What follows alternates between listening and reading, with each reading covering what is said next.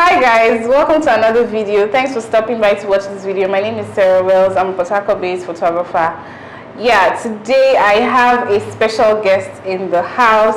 This was so impromptu. We just finished the shoot and I just felt like she needs to give us some nuggets of wisdom. So yeah, meet my special guest, Isioma. Oh, nice to meet everyone. My name is Isioma, and I'm a co-founder of Blazers and Baby, a community for working moms. Yeah. I also host a podcast called Life Work with Blazers and Baby.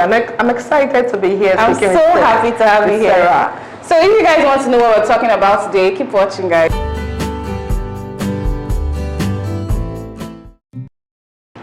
So today we're going to be talking about life as a millennial mom. She is a working class woman. She has a 9 to 5, and I'm a photographer, like you all know. So we're going to just share our perspective and our experiences. Yeah. So first questions. Let me just break the ice. Mm-hmm. What do you do for fun? I love to gist like this. Okay. That's fun for me, and I love to travel and read about culture, about COVID. So I just right now I just read books. Okay. So those are things. I read books, travel, and gist. Reading is fun for me. Yeah. Oh, wow. I like reading non-fiction and fiction books. Okay. Yeah. Okay. So do you like hang out?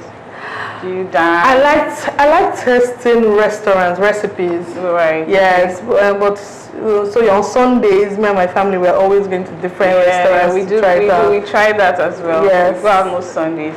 But I typically like to watch movies. So really? when I'm editing, I'm almost always watching it. There's a screen in front of me. Really? And that's how that's how I relax. That's amazing, because just the other day I was posting on Instagram and in the evening I hardly sit in front of the screen. Almost every evening. Yeah. That's my own. That's your own depression. So I'll just sit on the floor, then on the TV and my laptop almost every day. I mean, I love.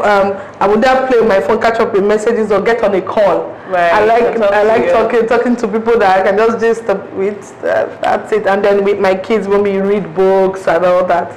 Right. That's it. Okay, so I wanted to ask you to talk about yourself, basically. Like, tell me about yourself. Are you married? What do you do? Just tell us a little bit about yourself. Okay, so my name is Isioma. Yeah. I'm trained as an engineer from the University of Benin in Nigeria. Right. I'm married to one man, and I have 2 kids. I have 2 daughters. I'm from Delta State. I started my career with Etisalat in the telecoms industry, from youth service days, and then I moved into the energy industry. So I work with a multinational in Port Harcourt, and have been doing that for over 10 years. Oh wow! As I said, I found love at work, so I married my colleague, and we have 2 children. And we have 2 kids together, and we're just trying to grow our family and make mistakes, learn together, and hopefully grow together in old age. Okay. And I'm also ambitious, so I want to also prosper and succeed at work. So I'm very keen about getting my family right and getting work right. Yeah. Did you have kids? Yeah, 2 kids, 2 daughters. Oh wow. Yes. I have two boys. You have 2 boys. Mom of 2 kids. So how old are your kids? My oldest is 9. He's gonna be 9 in October, and my youngest is 5. Okay, wow, almost. I have an 8-year-old and a 5-year-old girl. They should do a play date, right? So you guys. So I just ambushed her. She had a session with us, and I literally ambushed her to have this video. She's so full of wisdom, and I think we should just go straight to the reason why I said we should do this video. How are you able to juggle your life as a working mom? How are you able to balance it, like family, your children, your husband, your career? How do you juggle everything and still stay sane? And still stay sane, Oh my goodness! I think I had to learn the ropes. I asked for a lot of support. I'm lucky enough to have a house assistant that has worked with me for over 5 years, so she understands. That's like another topic. You know, like a lot of us have issues getting people that will work and stay with you for a long time. For a while, they come and then they do something and they steal. Yes, it's tough to get a good one. my husband is also a career person, but he's also quite sensible and a bit hands-on with the kids. He cares about his family life. Right. So you can trust him with like things like homework. Oh, okay, that's nice too. So that helps. Then I ask for support. I have a legion of friends, I have coaches, I have mentors in terms of the career. And then my mom is always available. Thank God for grandmas that are not working. No, she's actually based in Lagos, but she comes down to help me when I need it. Oh, that's the sweetest. And I started my career in the field. Oh, okay. Yes, so I used to run rotations. So you go offshore? Yes, all those field rotations anyway. So my mom would be around. She would be around, especially when my kids were much younger. Because so were you going? Sorry to cut you. Were you going to the field when you're pregnant? Yes. Really? Yes. Are you serious? Oh wow. Okay. Yes, I had I would say I was blessed. My pregnancy, I didn't have complications. Okay. I just had the normal lethargy. You feel tired, you feel nauseous, but I didn't have the heavy morning sickness. Okay. Yeah, of course sometimes I have to lie down and raise my legs up because in the field you spend a lot of time on your feet. Standing. Yes. Right. Okay. So I think it's also good when you work in a good company and that makes it convenient. So I didn't have to climb or do all those things, but I was effective at work. And I think my second pregnancy, I was at work till about 7 months, 8 months, till I went on maternity leave. Wow, that's big. Yes, with the coverall and the big. In the meeting, they were telling Madam, are you okay? They are worried more about you, right? Well, you just can't move as fast, but you can actually get work done. So did you start working before you got married? Did things have to change? Were you working before you got married, or you got married as a stay-at-home mom and then things? Because for me, I got married and I wasn't really doing anything, and then I was always around. I was doing everything. I was sweeping, cleaning, doing the housewife thing, and then at some point I started my business and things evolved, and then now I'm hardly around. My head is off. So I'm sure my husband sometimes will probably feel like the person I married is different, and this baby, they are different people. And what he was used to then and what he has now is quite different. But he's very understanding. Like I'll give that to him, and of course he's supported me all thus far. That's why I'm doing here. Yeah. So did you start from the beginning? And I'm sure you're happier because you're doing something you like. I totally love what I do. I want your own man sometimes. I totally love what I do. It just gets overwhelming sometimes, but I love what I do. I think so too. So for me, I started work, as I was speaking before we started recording, I started work in corporate life from NYSC. Right. So I've had no break. So my husband met me as a working person. Right, okay. And so, I was also very independent. Right. I think in getting married, then I started divulging some of my responsibility and dependence. I started depending on him more for some things, and that transition took a while. So maybe I was so like everything covered, but having him in my life, like okay, we now started sharing space and started becoming more, learning how to be dependent on a man. Yeah. So it was it's different. So from the beginning of our relationship, aside from maternity leave, I've always worked and earned income. Right. Yes. Right. So that's how it has been from the start. So we share responsibilities. There's also mutual respect and regard for each other. Our work interests are different. Our work personalities are different, and I think is recognized and respected. Exactly. Yes. Yeah. So you talked about a podcast. Do you do other things aside your 9 to 5?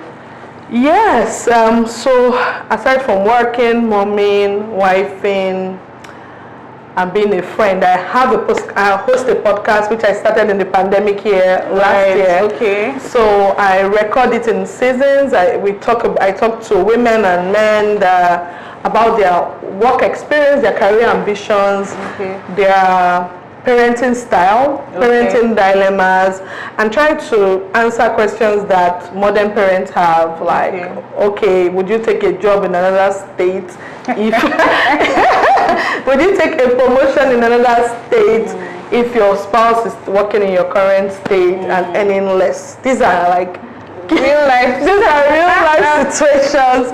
And so I try to ask people those kind of questions. And then, how did you proceed for your maternity leave? Is there a better way of managing your maternity leave so that it doesn't impact your performance and your career ambitions, and you still have a healthy baby and all? So these are some issues that moms deal with and talk about on my podcast. What's it called? Life Walk with Blazers and Baby. You can find it on Apple, Google Podcast, Anchor, anywhere you get your podcast. Okay. You will find it there. Okay, so how do you rest? Because I never. Okay, I rest. Do I confess? How do you rest? Confess. How do I rest? Okay, I have a rest alarm. Oh, are you serious? Yes. Like, guys, I'm learning. Tell me about it. Sometimes I have some alarms on my phone through the day. Okay. My husband complains about it, disclosure. He'll be like, this your alarms on your phone, but it reminds me to like drink water, take a break, rest, you know. Guys, are you taking notes? Yeah, I'm taking notes too. And then water, important. And then by 10, I start my wind down routine by 9 p.m. Okay. And by 10, I should be in bed and asleep at least the opposite 80% of the time. You sleep by 10?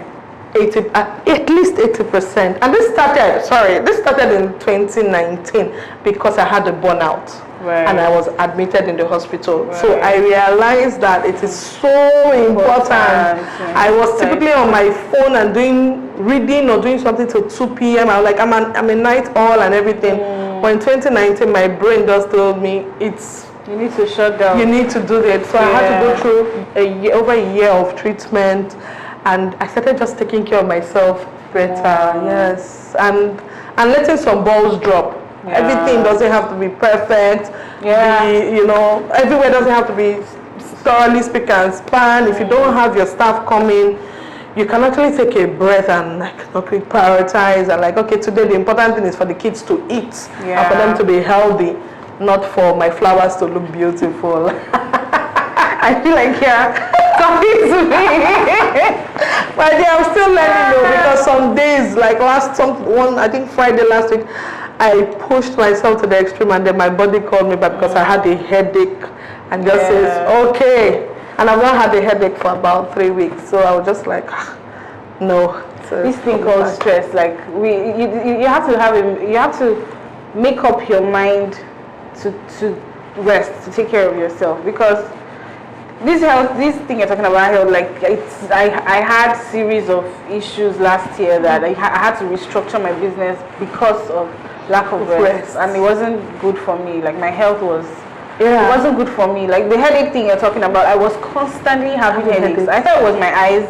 We checked my eyes. Yeah, they said yes, the eyes is the reason. They got me glasses, but still, and then I noticed that when I sleep more, I have less headaches. And I'm like, okay. And this is a source. This screens are a source of stress. Screens. I know we work with screens, right? On the computer, and then you said you depressurize with movie. You see, so you're no screen time. You depressurize with screen time. And then I changed my phone. There's some lovely apps and some settings on your phone too. You can explore that help. Okay, that helps. So my phone changes to grayscale between 10 and 7 p.m. 7 a.m. Okay. So that forces it to be uninterested. Everything is black and white. So you get bored and then you actually drop it. You'll just get bored. So how do you spend time with your kids? Hey God. I know that's it. Question of the day. So on normal Monday to Friday, mornings are just quick. Hi, they are going to school. Everybody rushes, they go to school. Thank God for work from home. I'm home. When they come back, if I have a meeting, I just take a break, give them a hug, and they just go about their duty. But by the time it's 5, I try to make a hard stop at 5. Even if I have to get back to work later or anything, but I would stop at 5, and then we take a walk together. Oh, that's nice. I didn't even know. I used to go on my own. I used to go on my own. Then they start saying, "Oh, they want to go with me." So bonding time. So we take a walk for like an hour between 5 to 6. I try not to be on my phone. I try. and they will take a walk. Sometimes they go with their bike, and I'll be walking too. So it's also exercise for me. After that, they have their dinner. If I feel like sitting down with them for their dinner, I'll just have a chat. Sometimes they're not in the mood to tell you about what's happening in school. So I leave them after the dinner, we read together. Okay. So that's something like homework. I do homework. And then sometimes we just read. They have a library, so they pick a book and we read together. And it's in that reading of the book together, they start giving me gist about school. Oh, this is what this person did. Yeah. This was that person. So between 5 to, let's say, 8, Okay. it's like my family time. And once they go to bed by 8:30 on school days.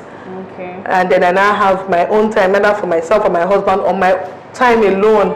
I just make a cup of tea, put some new podcast on, and I just chill. So that's how I spend time. Yeah. And sometimes we go to the park, but like once in a month I can do a play date. They invite like 2 friends. We go to a park together. Yeah. Guys, I hope people are taking notes. I hope notes. you heard the have fun with I'm your kids. taking notes. How do you have fun with your kids? I don't have fun with my kids. Do they edit photographs with you? No. No, they don't. We talk a lot. My kids love to talk, so I try to shut down to actually listen to them and Those are dry gist sometimes.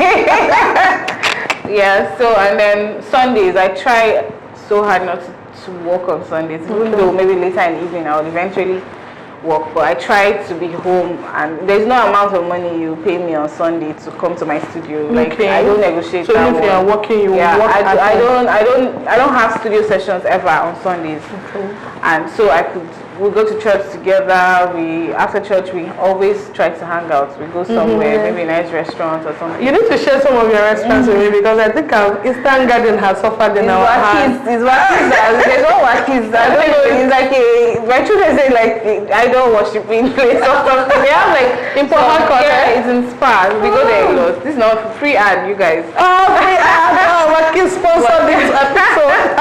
So, yeah, we go there a lot. It's a nice place. They have nice meals. So yeah, we go there a lot. And other places too. So yeah, that's how I spend time with them.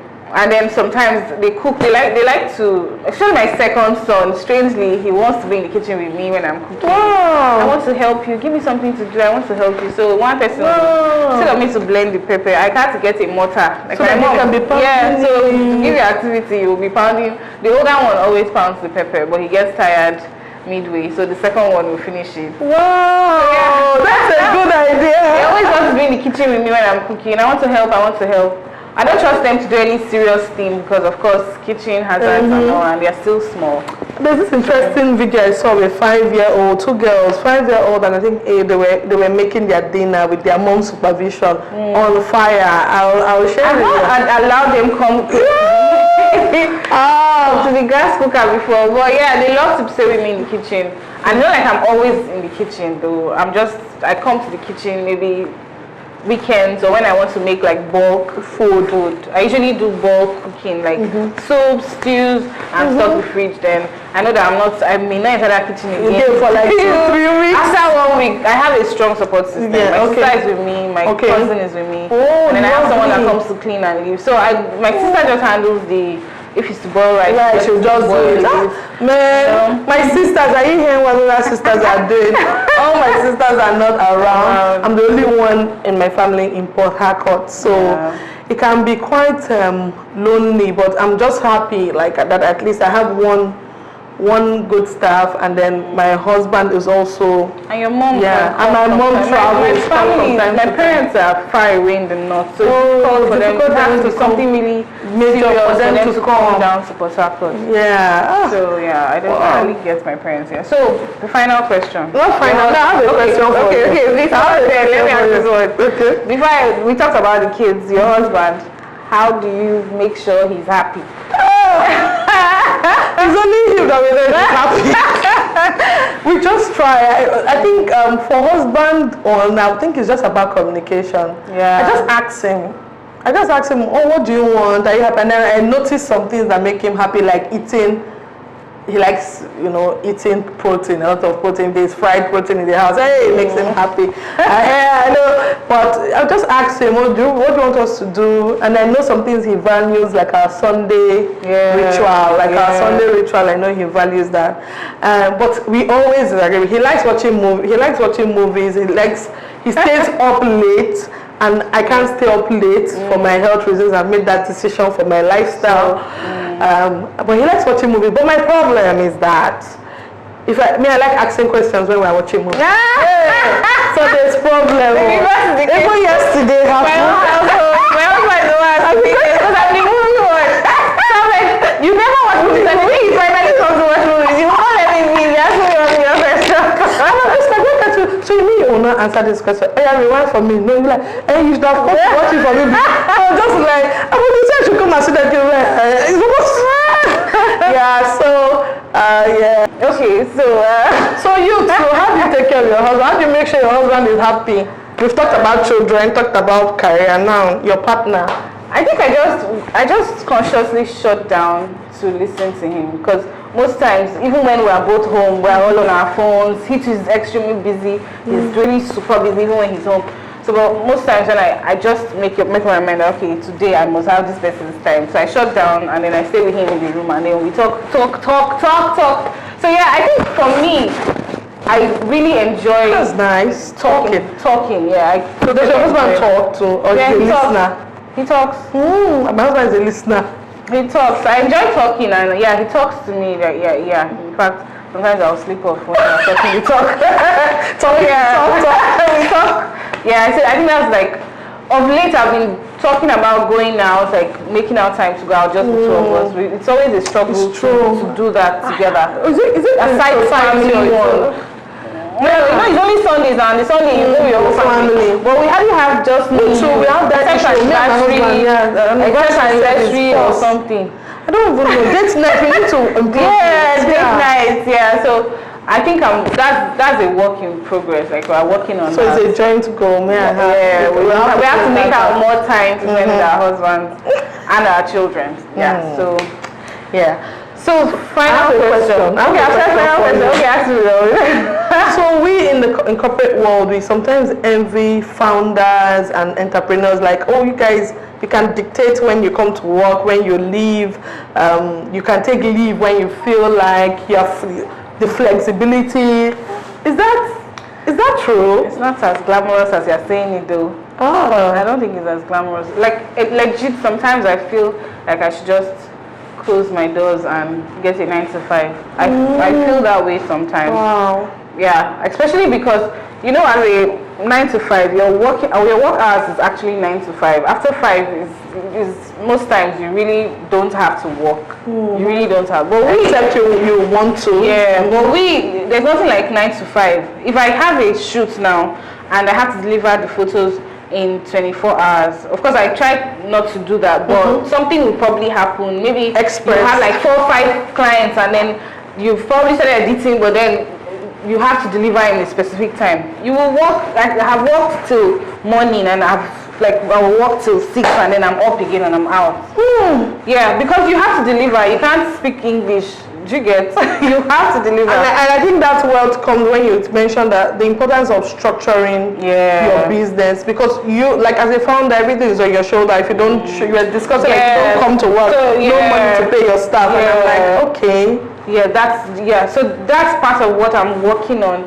There was a point where I was the one taking the photos, editing the photos, and delivering, like doing virtually everything. And I got to the point when I talked about my health, I had a little health scare. I had to draw back, and then I started trusting my people. I'm a little, not a little. I think I have like some level of control freak. Yeah, I want it to be a specific way, and I feel nobody will interpret it the way I want to interpret it. So I would want to do the editing, but now I'm allowing them to do it. Okay. So they might do it to like 70%, and I'll just finish up the 30%. So when I go home and I'm just relaxed and watching movies, I'm just doing the remaining 30%. I'm not carrying as much as I used to carry before. But still, I still can't just shut down. You're still on the journey. So exactly, I'm still on the journey. It'll get to the point where I will probably have a system where you can book my staff and it doesn't have to be you. So if you probably want me, you probably now have to maybe pay or something. I don't know. Yes, so they have a premium. Yeah. With time, we'll probably build it to that point. But for now, I still have to do the shoots. If you come into my space and I'm not the one taking pictures, most likely the clients will be very pissed because of the structure I've built. Yes, so far, I haven't told them that there are people that you can trust to do this. Yeah. But if I tell them that, I feel over time they will be trusting of those people as well. Indeed. You know? And I think for some other photographers that I've used, you will just be present, but you're not the one shooting. No, I do that for children. I used to do that sometimes for children. So I don't necessarily have to hold the camera. I just come around, make sure the set is okay, and then I'm back to my office. From time to time I come back. Yeah, that's not it. But for portraits, sometimes the connection with my clients is also part of what I'm selling. So I feel like they may not be able to connect that way with the clients. Exactly. You know, I don't know. So that's why you're still working on. So it's like you're working on trust. Like if I draw parallels between what you've described, is like you're leading a team. You found that you're leading a team, and so depending on the quality of people in your team, there are some that you will trust and delegate without supervision. There are some that you have to actually supervise. But there's some that they don't have the skills, so you have to coach them and teach them. And it happens in corporate world too. You have a team. You just have to identify what each of your teammates need. Because if you become a micromanager, yes, you may deliver excellent results, but when you're not there, what happens? So people don't get the opportunity to develop. You know, people don't even grow confidence in their own selves. They're not confident in their skills. So I think for the longer term game and sustainability, that's where we should be. You'll be looking at investing in coaching, developing and delegating. Delegating while you're still. She's rooting for you guys. My people are behind the scenes, guys. I'm really passionate about people's potential and capability. Just discovering what you are good at and then now developing yourself, just continuously learning. And you can't learn in isolation. Somebody has to be ready to invest in you even in having a conversation with you is an investment. Yes. You're very correct. Thank you so much, Isioma. So final words, what do you have to say to maybe a young lady getting married, and she probably has a 9 to 5 and she's thinking, should I continue my job, or I have to stop working to be a wife because I'm now a wife, I don't need a job? You know, there are people that feel that way, that I'm now a wife, I shouldn't be working, let me commit to my home. Can you commit to your home, be a wife, be a mother? It's possible. We're both doing it. It's actually possible. Do you have any words of wisdom? Words of wisdom. I have an opinion, and I just believe everyone should define success have their own definition of success.